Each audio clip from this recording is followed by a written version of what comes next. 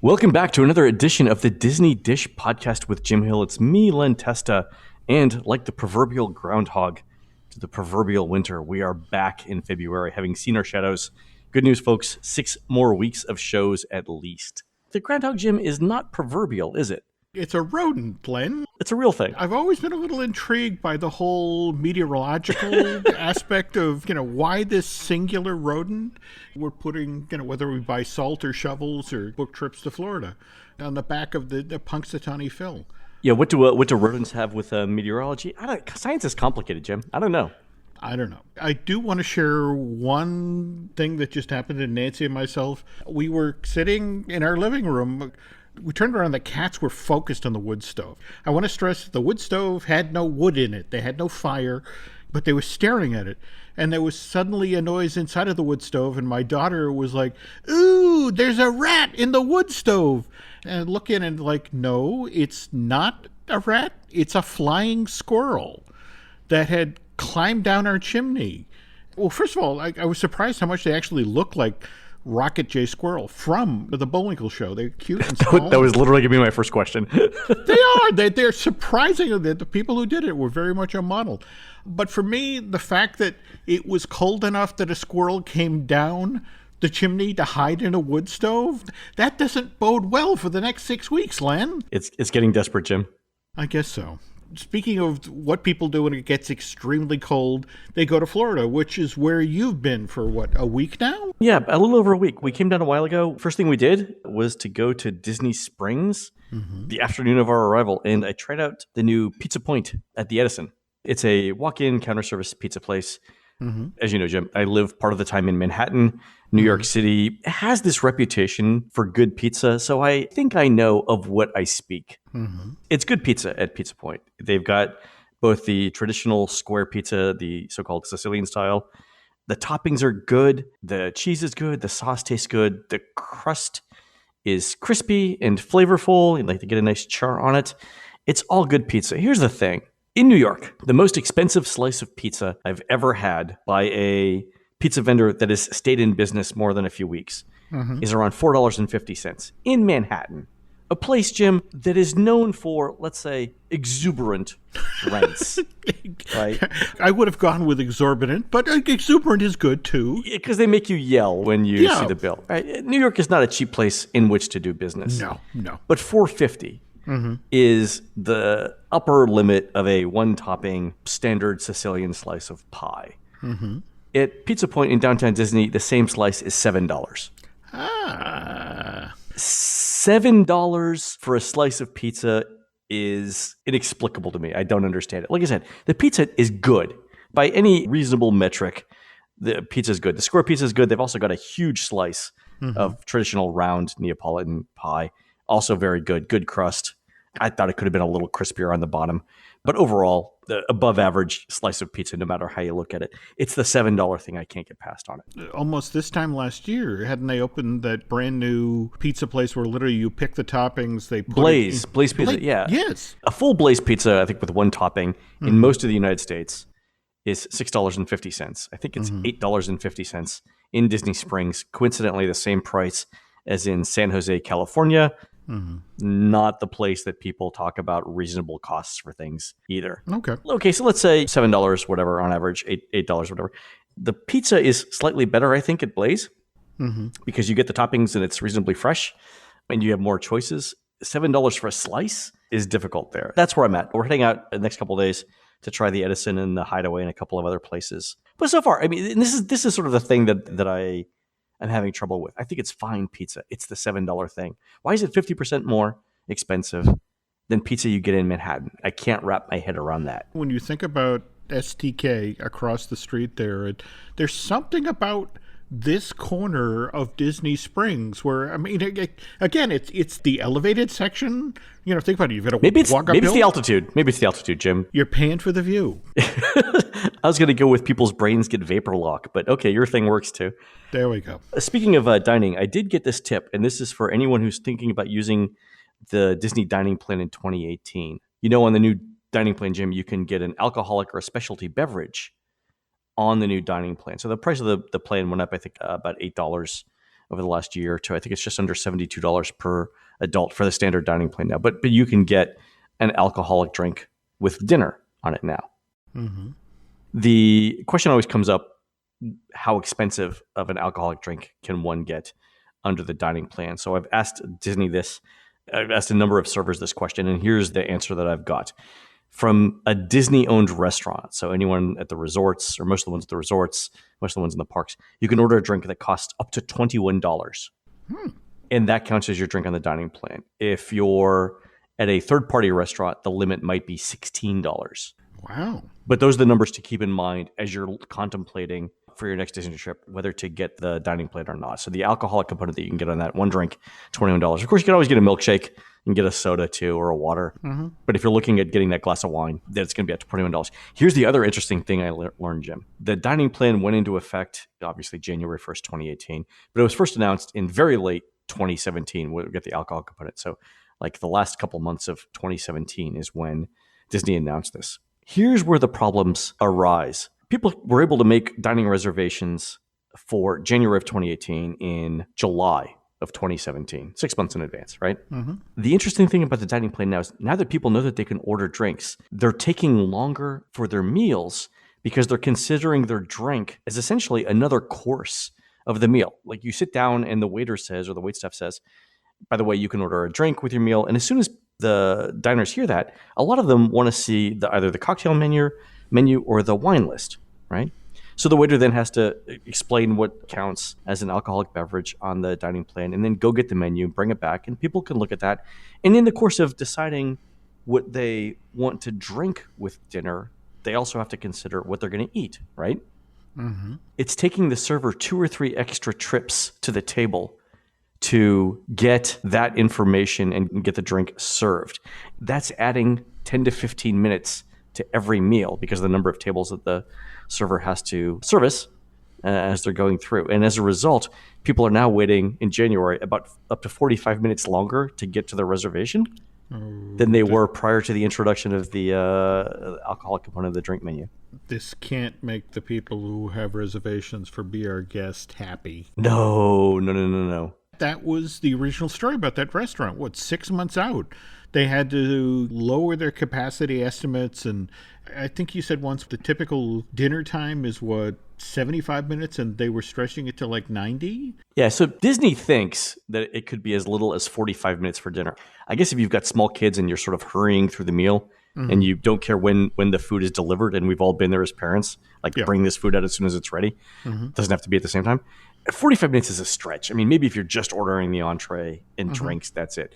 Yeah, I think typically with a couple of courses, it's more like an hour. Yeah, but Disney's seeing it stretch out to be 75 to 90 minutes in some cases. And that's wreaking havoc with the templates because if you're doing 2 or 3 table turns by 8 o'clock, starting at 5:30, by the time you get to the 7:30 reservations, you're running way behind at that point. Yeah, you're in the weeds. Oh, yeah, geez. and there's just no recovering from it. It's not like you can add tables to the restaurant. It'll be interesting to see whether the alcoholic component stays, whether they go with a much simpler menu, or whether they start in June to just stretch out the templates. But the problem with stretching out the templates is if you're assuming that every meal takes an hour, then every meal takes an hour and 15 minutes, you're basically losing 1 seating a night at every restaurant. And Disney's not going to give up that revenue. No. This one definitely bears watching. But like you said, in a world where people are forced to book their dining reservations 180 days out, this is going to be a slow roll to a fix. Yeah, it's one of those things where you really have to consider a year in advance any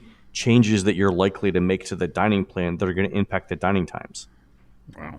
Thanks for the heads up about that, but I feel for the servers. Yeah, they're also being impacted on tips, right? Because you're serving. No, you that's will it eventually exactly. serve fewer tables per night. Yeah. Yeah. By the way, I heard one other thing. Speaking of servers, have you heard that Disney's having trouble finding housekeepers? There's this weird thing going on with immigration.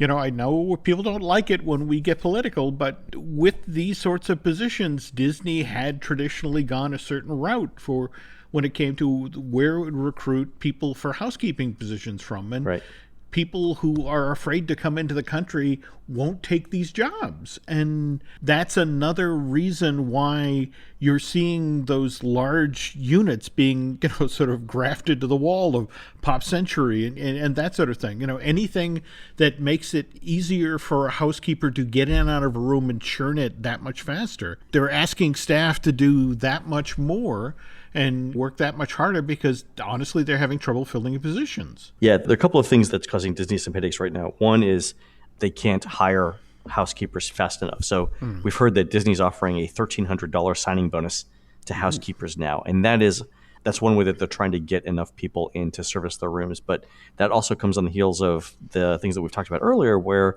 Disney's started offering guests a certain amount of money or credit per day not to use housekeeping.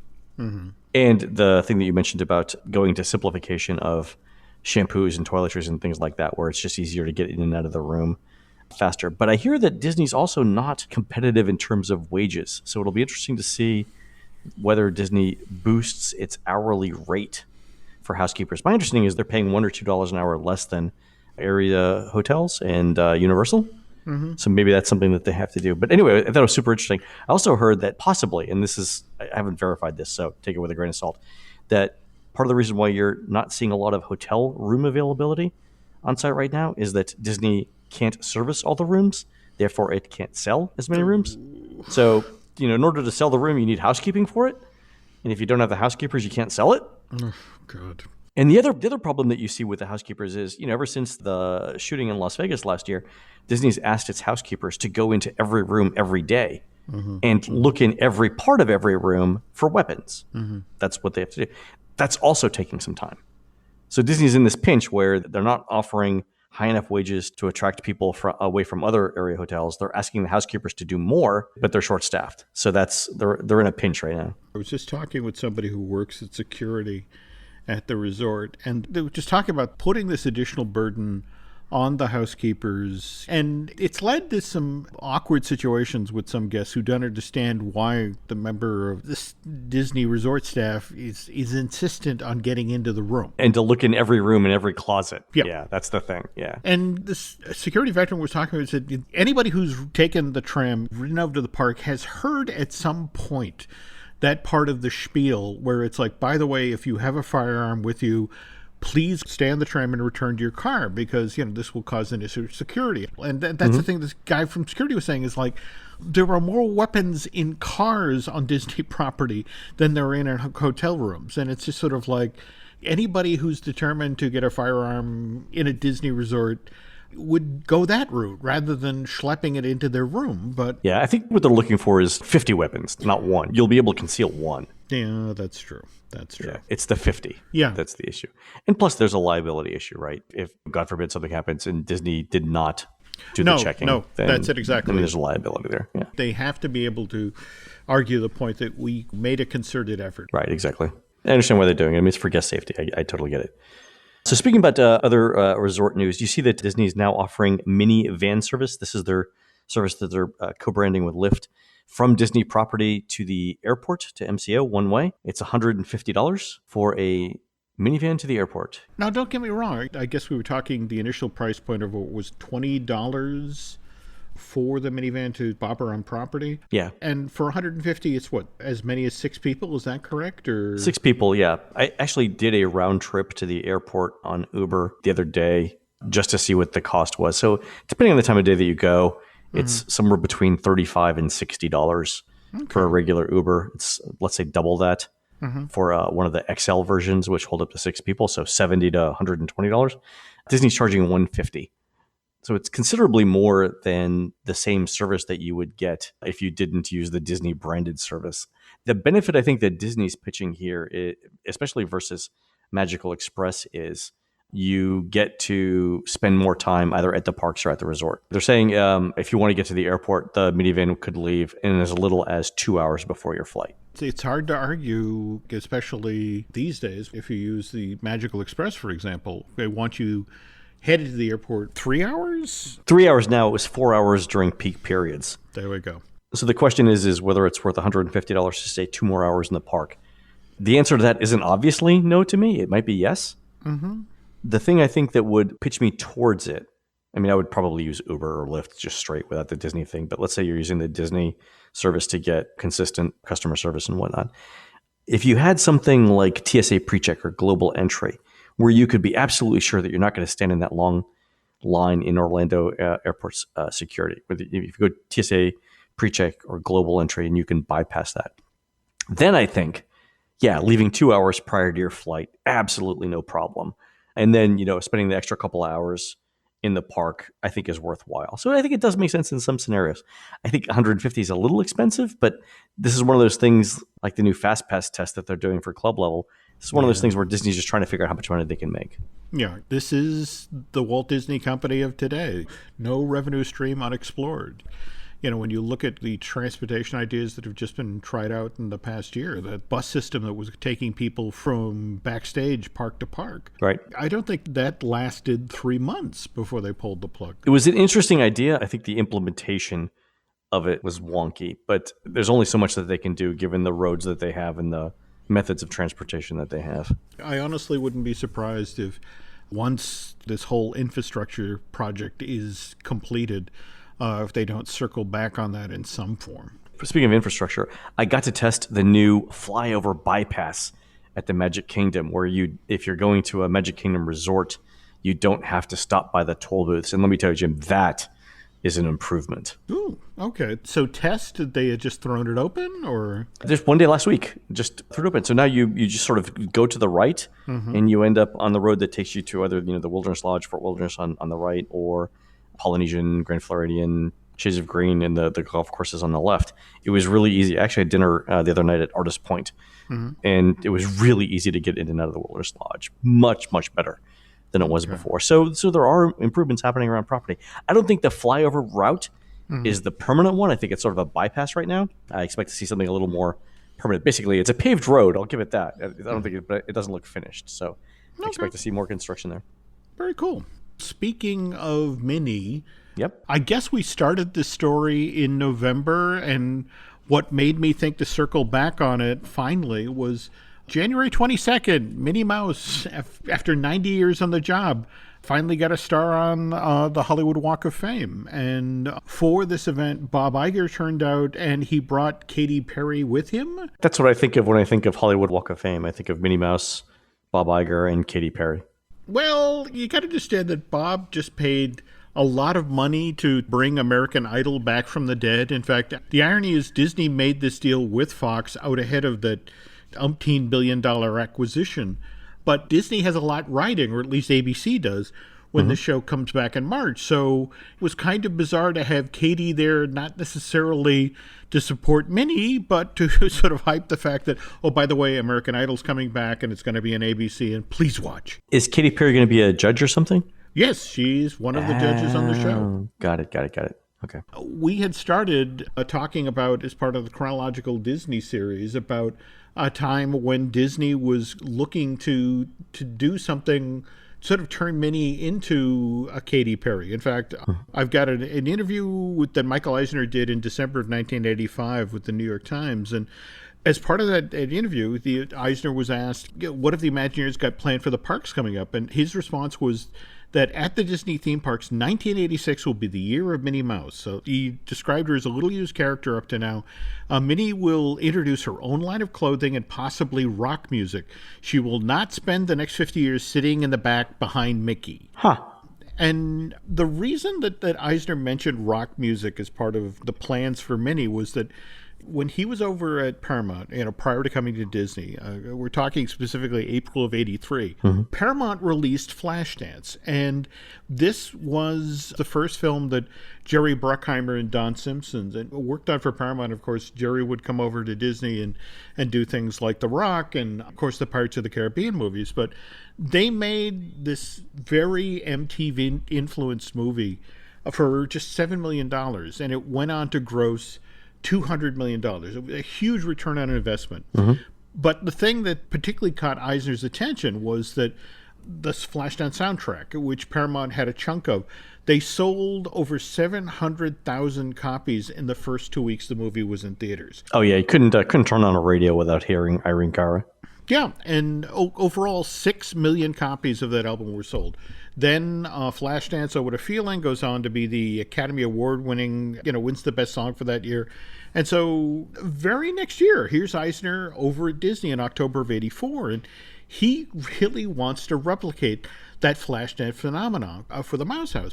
So Eisner is being told by the Bass brothers, the folks who basically bought all the Disney stock and helped put him in place. It's like, look, you have to create new revenue streams. Again, look how things haven't changed at the Walt Disney Company land. Right. And one of the ways to do that was by taking little used characters and finding new ways to use them. And so what's interesting about this same time is Madonna's debut album is coming out. During that period, here's Eisner looking at Madonna and looking at Flashdance and wondering about Minnie, and it's like, could we pull a Madonna with Minnie? Just about the same time, the photos started showing up in Playboy, and it was like, maybe we don't, not. maybe, in fact, so Disney then pivots to Cyndi Lauper. But at the same time, Eisner's really serious about this whole notion of Minnie as Madonna. In fact, he reaches out to Jay Wilding, who was a producer of some of the tracks for Madonna's earliest recordings. And he asked Jay to work on this album that they're calling Totally Minnie. And the idea was that in sort of an inversion of the Flashdance situation, they'll create the soundtrack and then they'll back into all the other stuff. The soundtrack won't be a spin-off from the big product. But now you need a performer. You need somebody to voice Minnie Mouse. Let me pause here, Jim, and say, to this point, when you're saying Michael Eisner wants Minnie Mouse to be a recording star, I'm thinking, again, the drugs were better in the 80s than they were today. Because looking back at it now, 30 years later, this sounds like the craziest concept in the world. Why does Michael Eisner want Minnie Mouse to be a recording star? But you got to remember, in the 80s, we had artists like Weird Al Yankovic. And Weird Al is still with us, thank God. But, he was doing these parody videos. You had, who was the Duck guy, the DJ who turned... God, Disco Duck, yes. Disco yes. Duck. Rick Dees, thank you. So there were these gimmick ideas, if you will, that the public was consuming. So I see how Eisner thinking that Minnie Mouse would be a star, it wasn't completely as far-fetched then as it seems now. They're looking for a voice for Minnie Mouse. And the last time we've heard Minnie Mouse was in '74, which was for the record album that Mickey's Christmas Carol was based on.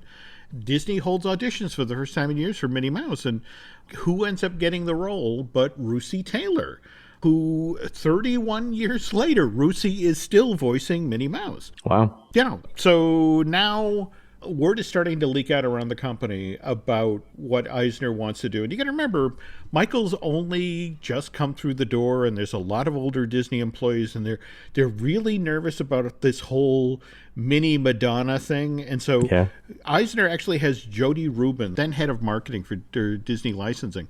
She does an interview for the Disney Newsreel, which is the in-house publication for cast members. And Rubin says, look, we're not completely changing Minnie. We're just bringing back her original, independent, more feisty personality. We're bringing back her fun. Also, as part of the interview, just to nail home the idea, not Madonna, not Madonna. They stress that the template for Minnie is a successful, independent female performers along the lines of a Pat Benatar or a Cyndi Lauper. But even so, it means ditching the polka dot dress and the big yellow pumps that Minnie has worn since the late 20s. And now it's 1980s, so it's hot colors, it's flashy jewelry, it's trendy clothes and high-top sneakers. And here's Disney, attempting to change Minnie's image. And if you've seen any photos of Katy Perry at the Hollywood Walk of Fame ceremony in January of this year, she's in Minnie's outfit. She came dressed in polka dots. That's funny. She wanted to be as much like Minnie as she could be. And so we get the album. We get 10 songs on the album. And now it becomes a question of, okay, we need to start walking this version of Minnie, which is now branded as Totally Minnie, as in Valley Girl, Totally Valley Speak, that kind of thing. Jim, what kind of songs are on this album? One of them, for example, was a redo of Tony Basil's Hey Mickey. Yeah. But they got top vocals from the period to perform on. Brenda Russell, Carla Bonoff, Desiree Goyette. It's female empowerment songs Sure. from a cartoon mouse. These are all covers, or there's some original recordings on here? No, the bulk of them are original numbers. In fact, if you go over to YouTube, there's a startling number of them there. And now you've got the album and you've got to promote it. So you've now got Disney for the Parks has created a walk-around version of Minnie that features this outfit. And they begin to do things like have her do a drop-in on the Merv Griffin show. You imagine if you're sitting at home in the afternoon in the 80s and you're watching Merv Griffin, normally staid, sort of conservative afternoon talk show, definitely not a Maury Povich or something like that. And you see Minnie Mouse walk on. I'm thinking immediately you open a window because you think you're suffering from carbon monoxide poisoning. That you're hallucinating something, right? Like, that's very true. And in fact, you got to wonder also what they were smoking in their offices at Disney, because one of the ideas that they seriously explored and actually approached the NFL about was having Totally Minnie star in the halftime show for the 1987 Super Bowl. This was another era, Len. It was a different time, Jim, and that's all we can say. Yeah.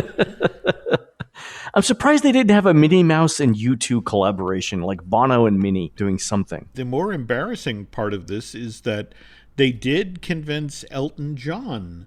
At one point, they put a television special into production and basically convinced Elton that what he should do is appear on camera singing "Don't Go Breaking My Heart" with Minnie. You know, Minnie Mouse and Kiki D have the same vocal range. I am totally down with this, Jim. I thought you were going to say that he was going to do Minnie and the Jets, which, again, let me just say right now, if I ever need to perform in a drag show, that's my song.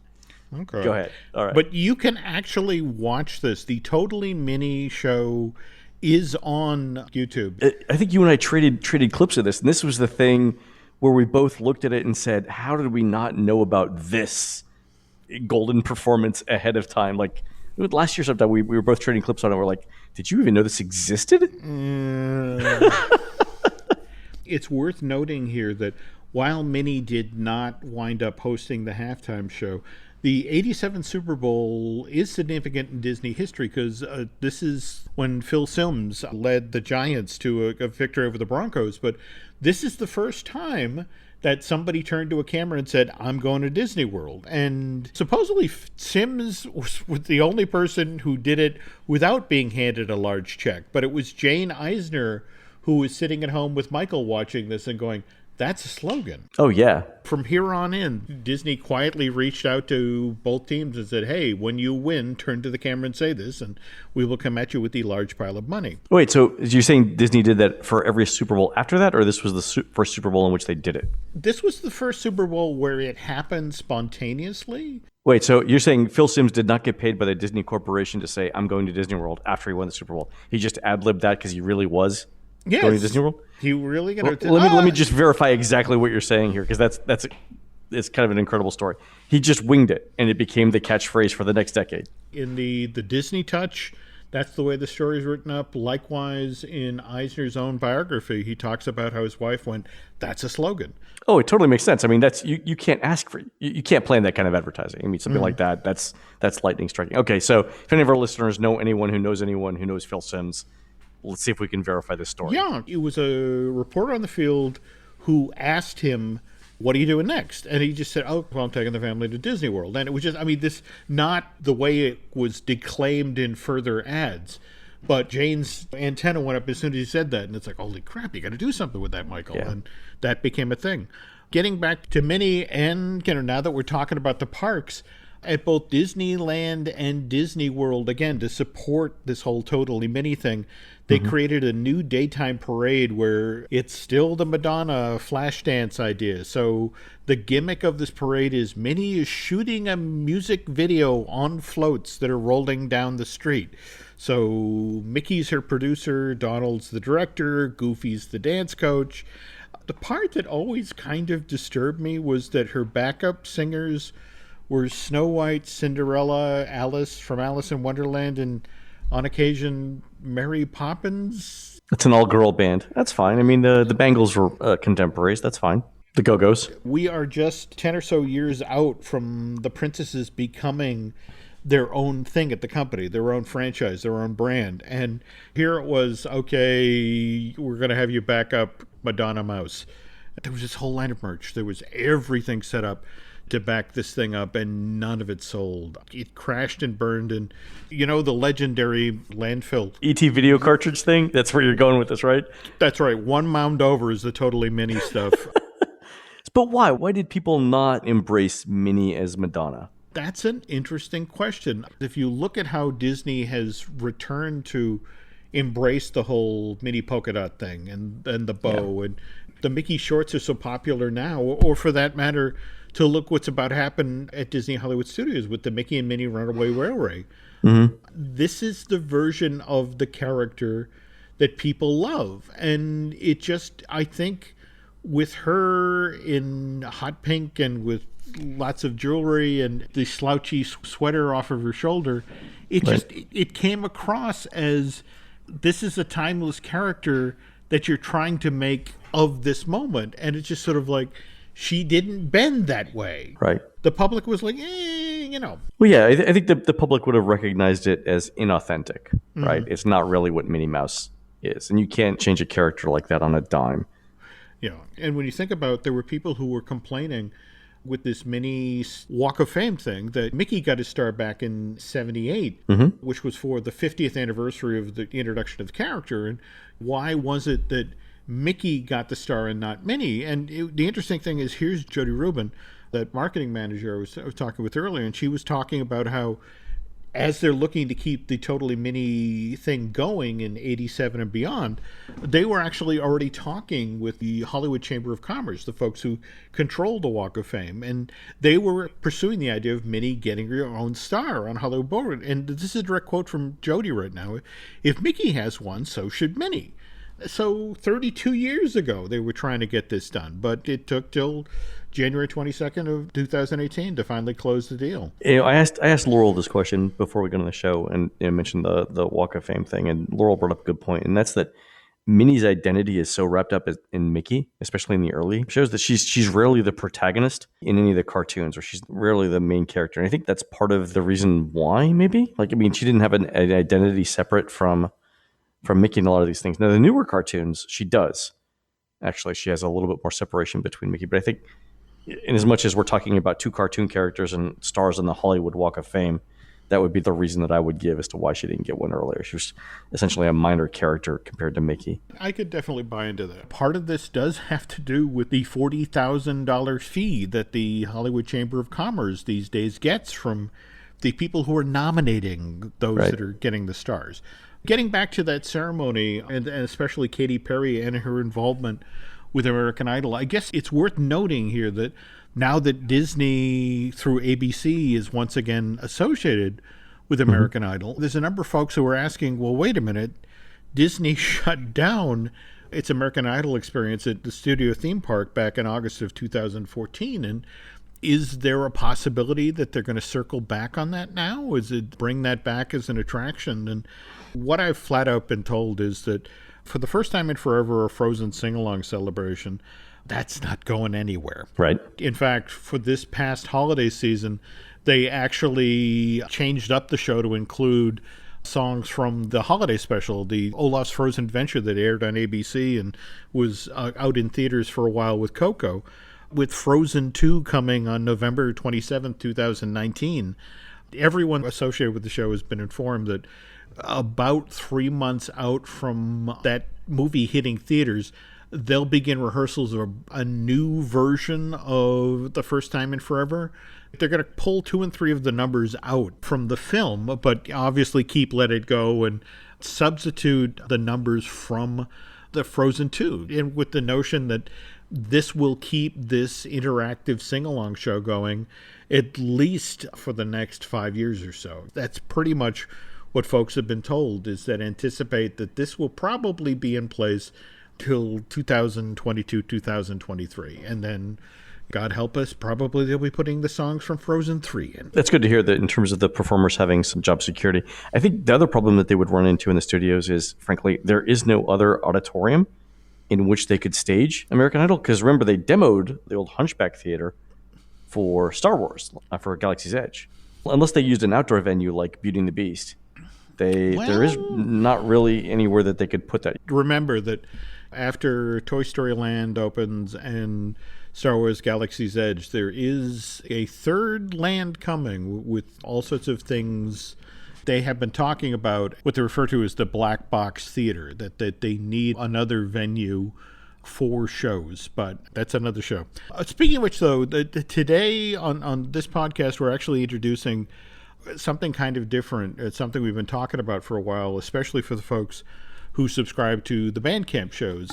For iTunes, this will be where we fade out. But for those of you who subscribe to the Bandcamp version of the Disney Dish show, we are doing the Bandcamp bonus. We have another story that we're about to launch into here, folks, which actually, again, keying off of an anniversary. January 3rd of this year is the 30th anniversary of the debut of Illuminations. Is it really? Yep, 30 Fantastic. years. And it only took them 4 tries to come up with a show, but we'll get to that in a minute. All right, folks, you've been listening to the Disney Dish podcast with Jim Hill. We are produced fabulously by Aaron Adams. Please go on to iTunes or Stitcher or grab a piece of glass and etch with your own lasers some comments and suggestions for anything you want to hear in the show. For Jim, this is Len. We will see you on the next show.